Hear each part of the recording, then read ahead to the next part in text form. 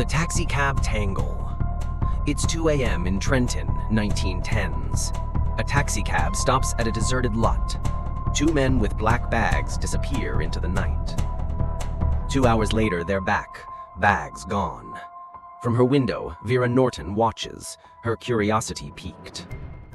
Vera, restless after a late-night party, spots the suspicious cab and jots down its license plate, NY 433568. The next morning, headlines scream of a munitions factory explosion, shattered black bags found nearby.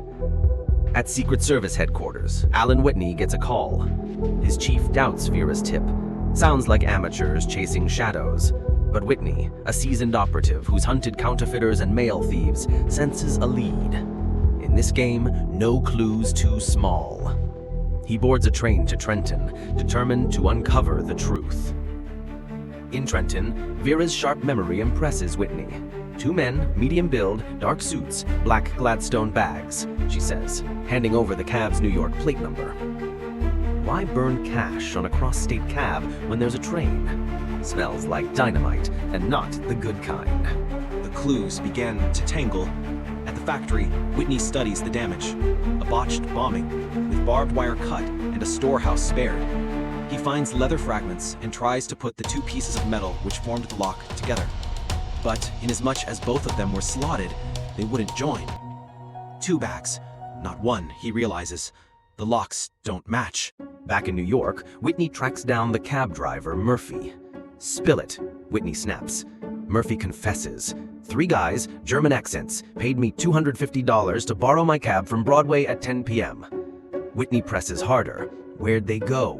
Murphy, sweating, admits they drove off, returning the cab at 6 a.m., engine hot. But he didn't know where they went.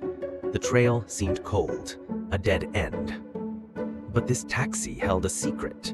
To prevent drivers from cheating the company, every cab was fitted with a hidden recorder, a tape that traces every turn. It was an analog GPS, a perfect hidden map of the criminal's night.